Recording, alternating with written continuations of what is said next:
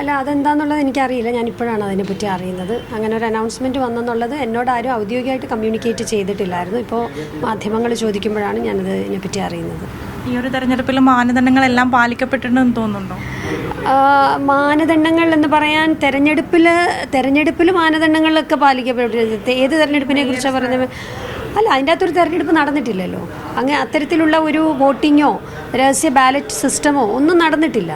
അത് ആളുകളോട് അഭിപ്രായം ചോദിച്ചു, അംഗങ്ങളോട് അഭിപ്രായം ചോദിച്ചു. അത് ശ്രീ ഡൊമിനിക് പ്രസൻറ്റേഷനും മുൻ GCDയുടെ ചെയർമാൻ ശ്രീ N വേണുഗോപാലും കൂടി ഇരുന്ന് ഓരോരുത്തരോട് പലരോടും അഭിപ്രായം ചോദിച്ചു. പലരും പല രീതിയിൽ അഭിപ്രായം പറഞ്ഞു. ചിലർ പാർട്ടി തീരുമാനിക്കട്ടെ എന്ന് പോലും പറഞ്ഞു. അത്തരത്തിൽ ആണ് നടന്നത്. അല്ലാതെ ഒരു രഹസ്യ ബാലറ്റ് വോട്ടിംഗ് ഒന്നും അവിടെ നടന്നിട്ടില്ല.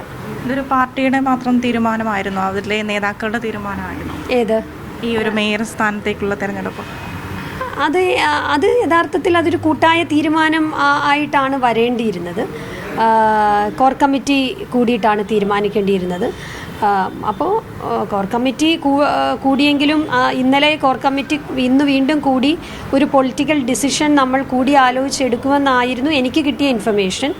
എന്നോട് അങ്ങനെ ആണ് മറ്റു പലരോടും കമ്മ്യൂണിക്കേറ്റ് ചെയ്തിരുന്നത്. പക്ഷേ ഇന്ന് കോർ കമ്മിറ്റി കൂടിയിട്ടില്ല. പിന്നെ കോർ കമ്മിറ്റി കൂടാതെ എന്തുകൊണ്ടത് പ്രഖ്യാപിച്ചു എന്നുള്ളത് പ്രഖ്യാപിച്ച ആളുകൾ പറയട്ടെ. അതിലെന്തെങ്കിലും പരാതി നൽകിയിട്ടുണ്ടോ? നിലവിൽ ഞാനൊരു പരാതിയും കൊടുത്തിട്ടില്ല.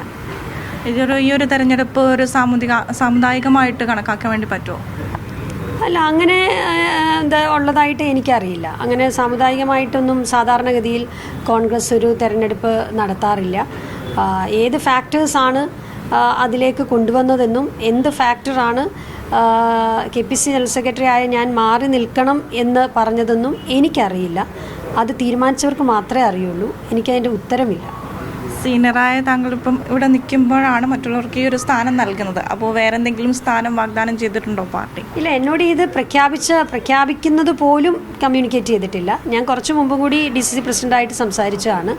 ഇത് പ്രഖ്യാപിക്കാൻ പോകുന്നതിന് മുൻപ് തീർച്ചയായിട്ടും കോർ കമ്മിറ്റി കൂടുകയും എന്നോട് കമ്മ്യൂണിക്കേറ്റ് ചെയ്യുമെന്ന് ഞാൻ പ്രതീക്ഷിച്ചു. കാര്യം ഞാനും ഒരു കോർ കമ്മിറ്റി അംഗമാണ്. എറണാകുളം നഗരത്തിൻ്റെ കോർ കമ്മിറ്റി അംഗമാണ്, ജില്ലയുടേതും കോർപ്പറേഷൻ്റെയും. പക്ഷെ അങ്ങനെ എന്നോട് കമ്മ്യൂണിക്കേറ്റ് ചെയ്തിട്ടില്ല. എന്തായാലും അനൗൺസ് ചെയ്തു, എല്ലാം ശക്തമായി പോകട്ടെ.